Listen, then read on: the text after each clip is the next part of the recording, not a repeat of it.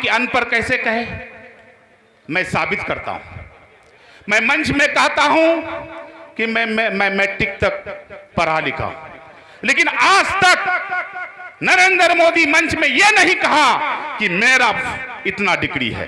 तो मैं इसलिए मानता हूं कि नरेंद्र मोदी अनपढ़ है। नरेंद्र मोदी जी, शायद आपको इतिहास मालूम नहीं होगा, अगर पढ़ना नहीं आता है तो लाल किला के बगल में एक बोर्ड लगा हुआ है, 65,000 मुसलमानों ने जान गंवा करके इस देश को आजाद किया। 14,500 सिख भाइयों ने इस शहीद होकर के इस देश को आजाद किया। 8,500 दलित भाइयों ने शहीद होकर के इस देश को आजाद किया। इस देश का नक्शा को बिगड़ने नहीं देंगे नरेंद्र मोदी जी। तुम एक तौसीफ को मारोगे, 100 तौसीफ पैदा होगा। 100 तौसीफ को मारोगे, 1000 तौसीफ पैदा होगा। 1000 तौसीफ को मारोगे, 1,00,000 तौसीफ होगा। हमने हिटलर का भी नाम सुना था, हमने गद्दाफी का भी शासन देखा है, हमने यजीद का भी नाम सुना है, हमने फिरौन का भी नाम सुना है। इसीलिए नरेंद्र मोदी जी, इस कौम को डराने का कोशिश मत करो। ये कौम सिर्फ और सिर्फ अल्लाह के आगे सर झुकता है। तुम्हारे आगे सर कलम कर देंगे, लेकिन तुम्हारे आगे, तुम्हारे हुकूमत के आगे, ये काला कानून के आगे हम सर नहीं झुकाएंगे। दावे के साथ कहता हूं, मैं इस काला कानून के खिलाफ सिर्फ 30 करोड़ मुसलमान का लड़ाई नहीं है, मैं 90 करोड़ हिंदू भाई को साथ लेकर के इस काला कानून के खिलाफ नहीं, इस काला कानून को वापस करना होगा, वापस करना होगा। यानी तुमने गलत कानून हमारे माथे में अगर थोपे हो तो मैं नहीं मानूंगा।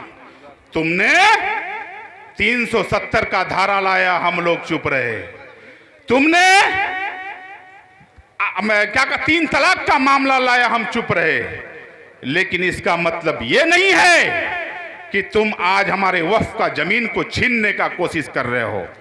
कल इसलिए चुप नहीं रहना है भाइयों, कल चल के नहीं तो यह भी फैसला कर सकता है कि मुसलमानों मियां बीबी अलग रहो, तो ये कानून मानोगे क्या? इसीलिए ये तो शुरुआत है। मैं तो सुप्रीम कोर्ट का इंतजार कर रहा हूं, और सुप्रीम कोर्ट का जो अभी आ रहा है, बहुत अच्छा लाइन आ रहा है, इसीलिए मैं चुप हूं। अगर सुप्रीम कोर्ट में ये फैसला रद्द नहीं हुआ तो सिर्फ 30 करोड़ मुसलमान का लड़ाई नहीं, बल्कि 90 करोड़ हिंदू भाइयों को लेकर के हम नरेंद्र मोदी का पुतला दहल करेंगे। दिल्ली का लाल किला इसमें आगे में जाके दहल करेंगे, भस्म करेंगे ये अमित शाह को। तरीपाड़ जी, कान खोल करके सुन लो, हम लोग चुप हैं इसलिए कि हमारा देश हिंदुस्तान है।